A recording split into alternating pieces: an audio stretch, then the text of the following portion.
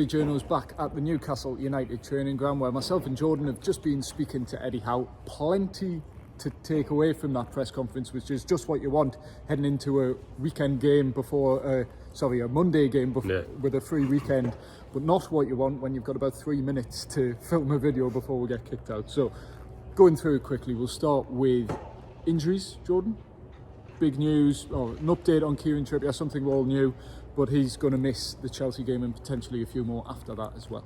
Out of both games, I think Eddie Howe said he won't go away with England either, so but then hopes he'll be back for the West Ham game. Said it wasn't a serious injury, as he does with a lot of injuries, it's a shame because he misses two very big games, especially that Manchester City game. You need a player like Trippier going to a place like that, but yeah, unfortunately he won't be involved. So a chance for Tio Livermore, I suppose. The position in Newcastle's squad, you look at positions in Newcastle's squad, and right back's probably the one position where you probably can't afford to lose a Trippier for a few games, because you've got such a dependable backup. Of course you want Trippier to be there, but seeing Tio Livermore going to run the team now, there's no qualms like that for me. I'm looking forward to seeing what he's made of. Played a lot of his career at left back, obviously as a recognised right back. Yeah, so I'm really looking forward to seeing him. I hope he grasps his opportunity. But yeah, of course losing Trippier is a blow. I think apart from that, there's no other injury concerns, unless Eddie is once again pulling the rug over our eyes. But yeah. I think you mentioned you asked about Matt Targett, Dom.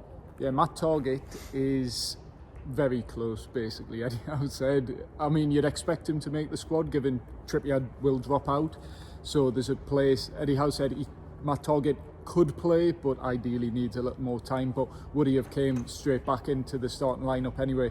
I highly doubt that. So yeah, a place on the bench for Matt Targett is realistic for the trip to Stamford Bridge. And then going to a question you asked, people wondering about Nick Pope. Could he be back after the international break?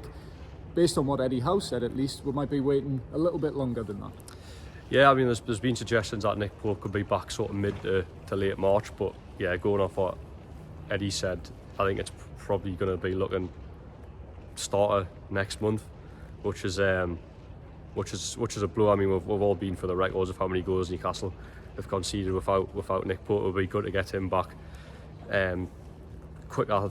But I suppose Martin Dubravka the last few weeks has stepped back up to the plate, if you like, where he's had on the back of two really good games. Obviously the hero against Blackburn, and then was alert to make three very good saves to keep a clean sheet against Wolves. So maybe the Pope delayed return, if you like, isn't as felt as it would have been a few weeks ago when Martin Dubravka was under for a little bit of criticism again. But yeah, I mean, apart from that, the injury list is probably the smallest it's been all season. Probably for the first day of the season, I think there's 5 players left out. Probably 4 when Matt Targett returns. So given that Newcastle's injury list has hit double figures this season, yes, it's quite nice to see. It's in the low numbers, and hopefully it stays that way. Yeah, still big players out, the likes of Joelinton, Callum Wilson, Nick Pope, obviously, Sandro Tonali till the summer, potentially maybe more.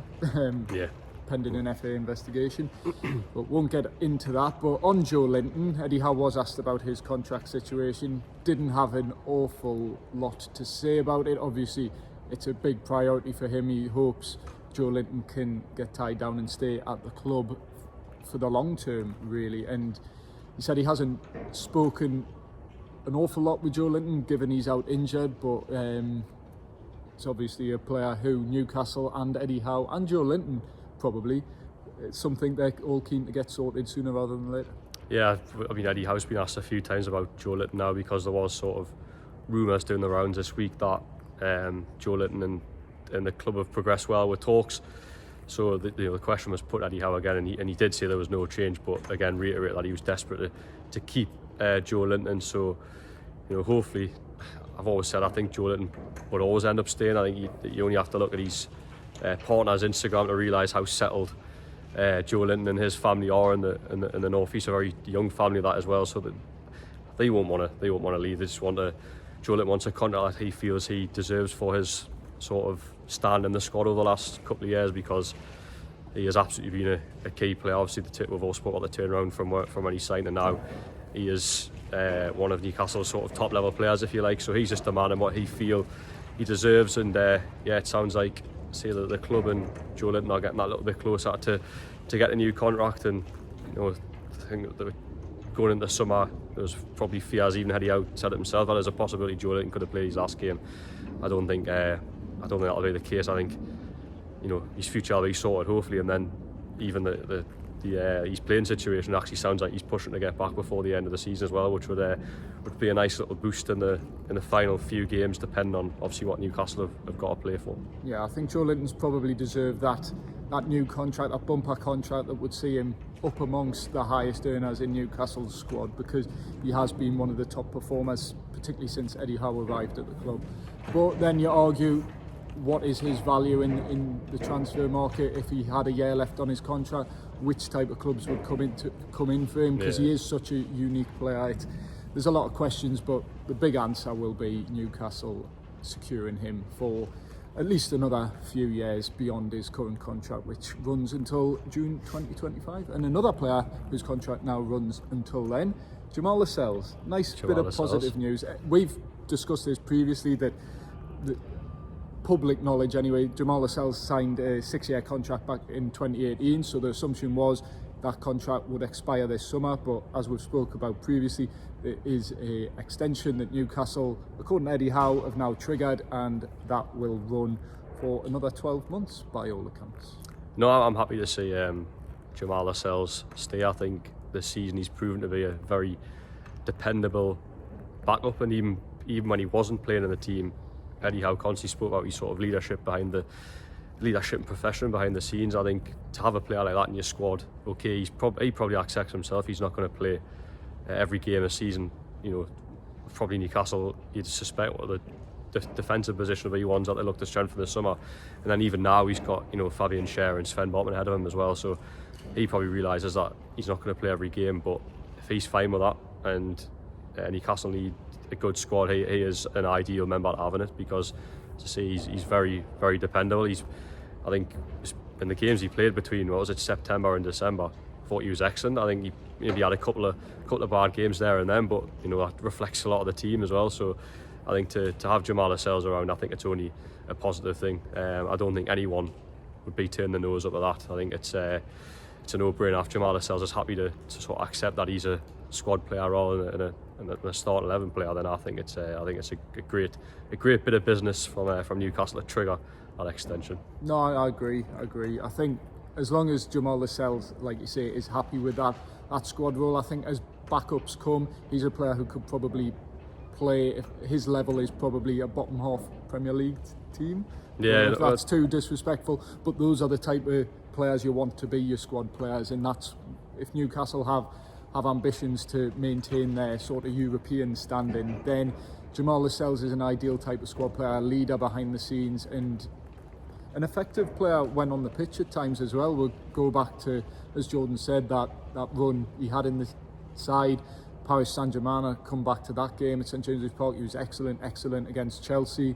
At St James's Park, both 4-1 wins as well. He scored in the Chelsea game as well. So yeah, I think an important player to get tied down for another year. And then I'd probably say by that point, June 2025, Newcastle may look for a longer term sort of replacement, or by then players like Fabian Schär then become that squad player potentially. Yeah. So we'll see what transpires in that regard moving forward, but I think a positive move for Newcastle United.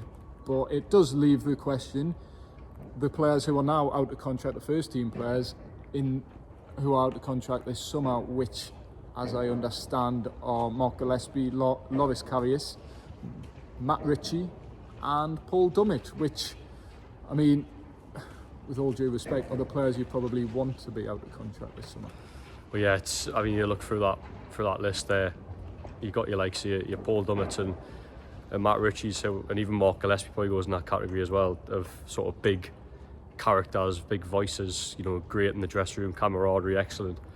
But in terms of that playing time, I mean, Mark Gillespie hasn't made an appearance for 4 years, almost 4 years. Hasn't made his Premier League debut. Hasn't, yeah.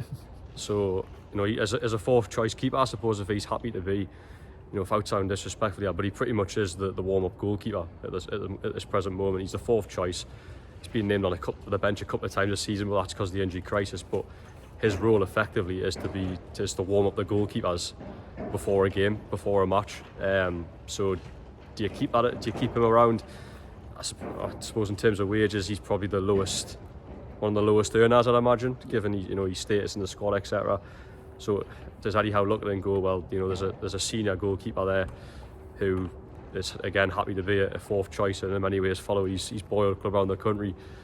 Or do you look at best job in football? It's absolutely the best job in football. I didn't want to say that, but he's got absolutely the best job in football. But yeah, what do you do with him? Do you keep him the way it is, or does the player himself want to go out and play football? I just think if you look at his playing time, it makes no sense at all really to keep hold of him.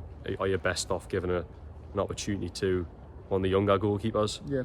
They've got plenty of young goalkeepers, Newcastle. I mean, every time I look at the under-21's team sheet or under-18s, there's always a new goalkeeper. So are you best off promoting one of them? But anyway, I've went on a really long tangent about Mark Gillespie, and probably no one doesn't even care about it. But no, the other 2 players I was going to mention, Matt Ritchie and Paul Dummett. Again, I mentioned there about big voices behind the scenes, but you only have to take one look at their minutes this season and realise that it's probably not worth keeping those 2 players around. If you've got ambitions to go and sign players in the summer, if Matt Ritchie and Paul Dummett are bottom of the pile now, where they're going to be in a year's time. So I think for them 2 players, thank you for your service, but I think probably I'd be surprised if they got new deals, to be honest. If Newcastle want to move forward, with all due respect, I keep saying that, those are the type of players who Newcastle have to let go, and if they don't let them go, they certainly can't be members of the 25-man squad. And I think the Paul Dummett role is something a player like Dan Burn would probably ideally adopt in the coming seasons, long term anyway. So yeah, I think in terms of a position for Paul Dummett in the squad, it doesn't stretch much further than being an important player on the training ground, a good squad member of the squad in terms of that behind the scenes thing. But although he hasn't let Newcastle down on the pitch the few times he has played, in terms of a serious competition for places player, I think Paul Dummett would probably be looking to move elsewhere in the summer as a free agent. But yeah, I think moving on, Karius is the only one I think I would probably keep, just because that's depending if he wants to play. But he's got family in Italy. I suspect he'd probably want to move over there if given the opportunity. Made 2 appearances in 2 seasons for Newcastle. I think as a 3rd choice goalkeeper, I don't think there's many, if any, 3rd choice goalkeepers that have played in a Champions League final and probably a Carabao Cup final as well, by the way. So I think to have his experience and just experience, I think he's probably worth keeping if he wants to stay. But again, I think he's probably got ambitions to try and have a run at a number as a number 1 elsewhere. He's barely played football since really for the last 3 or 4 years. So, and he's got age on his side. It's not like he's on the brink of retirement or anything like that. He's still got probably a good few years at top level football to come from him. So I think that's something Newcastle will have discussions regarding a new deal. Whether Loris Karius wants to sign it remains to be seen. And Eddie Howe came out and said actually publicly, I think just last week, that no decisions have been made on the contract front, whether a player will stay or leave. But I think internally there's probably an acceptance that certain players would leave. But absolutely. Just on Matt Ritchie and his lack of game time, a player who's actually made fewer appearances than Matt Ritchie this season, I was thinking of a way to segue this, is Lewis Hall. Oh, that's a great segue. And Eddie Howe was asked about Lewis Hall again, player who Newcastle are set to sign for £28 million from Chelsea in the summer following his loan move. He's made just 1 Premier League start this season. He hasn't played any minutes since the Man City defeat in January, so almost 2 months since he last got on the pitch. Been an unused substitute for the last 8 games. Barely played this season, Jordan. And Newcastle are going to shell out a club record fee for a teenager. Wasn't much competition but £28 million for him in the summer. Yeah, who was the previous? Hugo Viana. Signed before Lewis Hall was even born. 8.5 million. That was a lot of money back then, though. Yeah. I mean, if you adjust for inflation, you could probably argue it's more money relatively, but 28 million, it's no small fee for Newcastle. It's particularly under PSR pressure. You're signing a player who basically is, I mean, with Matt Targett back, is he 4th choice left back now? Yeah, you'd probably say so. I think that's a thing with Lewis Hall. So I think spoke about Lewis Hall in previous videos. There is literally no change. Eddie Howe expects Lewis Hall, or did he admit that Lewis Hall will be signing next summer? I mean, he hasn't committed a lot. He went as close to without saying yes, definitely. He's going to trigger the clause, the performance-related criteria, which we understand, as we've said previously, is related to Newcastle's performance rather than Lewis Hall's in particular. And Lewis Hall's barely got on the pitch, so that will be triggered. Newcastle will be spending £28 million on a 19-year-old. Eddie Howe said he was happy about it, though. Yeah, I mean, promising potential. The way I'd look at it is, if Lewis Hall was a player coming from the academy, would be really positive about him. It's because the club will spend £28 million on a player who looks like he has come from the academy. And probably, as Jordan says, needs a year out on loan somewhere, playing regularly for another club. Because is he going to get a regular place in Newcastle's starting 11? It looks unlikely at this moment in time. And at 19, be 20 next season, it's a key time for him in his career to be out there playing matches. He played a few times for Chelsea last season. Looking over our shoulder here. We've done well to get 16, 17 Give minutes 3 minutes. When we had 3 minutes. But yeah, what Lewis Hall's future holds, it will be at Newcastle United as a Newcastle United player, as we understand it, as Eddie Howe has said himself.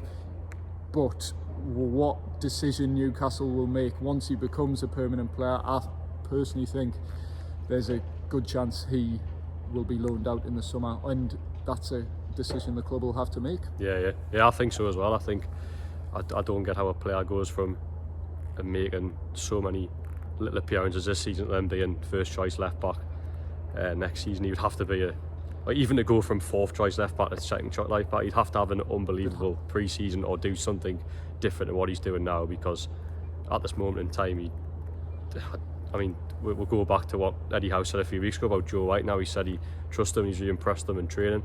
If you read him between the lines of that, it was almost, the situation with Lewis Hall is he isn't doing that, maybe, and that sounds really harsh to say, but there's a reason why Lewis Hall has not played. Well, he last started a game in November, and his last appearance was the Manchester City game. So Joe White's coming from a loan spell at a League 2 club and played more recently than Lewis Hall. And Lewis Hall, let's not forget, he's a left back at Newcastle United, but academy level, and probably personally sees himself as a player who can play in midfield, play further forward on the left wing. He started his first game for Newcastle in the Carabao Cup against Manchester City on the left wing. So yeah, Eddie Howe was asked about that, and he admitted, he has played Lewis Hall in a couple of different positions. And I think for Lewis Hall to stay at Newcastle United and it to make sense, they would have to sell players this summer, the likes of Matt Targett, and potentially, I don't know, I'm speculating here, but if Jamaal Lascelles was to go, although he's now tied down, that's probably the only time it will make sense to keep Lewis Hall about, where that competition for places, he comes up the pecking order, if you like. But at the moment, I think the best and the only realistic option that would make sense for the club and the player would be to loan him out, because they've backed themselves into a corner by agreeing to pay £28 million for a player who looks like he's still very green from the academy. Yeah, no, absolutely. What's your other topics, Tom? Got anything else? Well, was there anything else? Anthony Gordon, obviously. International break coming up. The Nationals had a field day asking Eddie Howe about Anthony Gordon and what he has to do to be in the England squad, how close he is to being in the England squad, whether Eddie Howe had spoken to Gareth Southgate, but while he has a good relationship with Gareth Southgate, he leaves that sort of decision making regarding the England squad to the England manager. He doesn't get involved with that. But I think Anthony Gordon, 10 goals this season, he's contributed to a lot more. I think 5 Premier League assists, but if you're a bit of a fantasy football player, a few more than that. He's won a few penalties. The assists look a lot healthier than that. So he's been a great player for Newcastle this season, arguably Newcastle's best player. And I think he's just turned 23, bright future at club level, but then also really pushing, really knocking on that door for a first England call-up. And I think I actually asked Kieran Trippier about it the other day at the Football Writers' Do awards evening, how close Anthony Gordon was, and he said he has a big future at international level, but all he's got to do is focus on Newcastle United, because if he does that, then in turn he will be rewarded with an England call-up, and I think he thoroughly deserves one. I think it'll be a travesty if he doesn't get called up these next two friendlies. I was trying to be diplomatic. No, absolute travesty. It would be a travesty, because it's it's two friendlies. I think there's another two friendlies before the World Cup after that. This is almost, of course it's Euros. Sorry. Yeah, you had to correct us there, otherwise people in the comments would have been. But I think it's a perfect window, an opportunity for Gareth Southgate to put a look at Anthony Gordon. I mean, he's the most informed left winger in the Premier League. He has been all season. I think the only person I would direct compare to was Jack Grealish, who is currently injured. Yeah. And then you've got Marcus Rashford, who for me is not having a very good season. Just did enough with that goal, didn't he? But I watched the Manchester City derby, going off topic, but Rashford was actually really poor in that game apart from that goal. So I've seen the direct competition, Anthony Gordon, and look, I'm no Gareth Southgate, but I think Anthony Gordon is absolutely the most informed winger in that position. So what more does he have to do? The only thing I go about Southgate is he always picks his regulars, and I don't think that'll change. But he has had a tendency to call players up, like you think about Ollie Watkins, for example. I know he's starting to establish himself more as a regular now, but Ivan Toney before he's banned, there was players that were getting call-ups. Maybe he will call Anthony Gordon. I think he should. And then look, I think if he isn't called up in these next friendlies before the Euros, then I don't think he gets in the Euro squad. I think he needs a window to be looked at, and for me it's the perfect opportunity over the next couple of weeks to do that against Brazil and Belgium. Will Gareth Southgate do that? Your guess is as good as mine, but I'm absolutely in favour of Anthony Gordon going up the England squad. Although from a selfish Newcastle United point of view, you'd probably want him to have a couple of weeks off.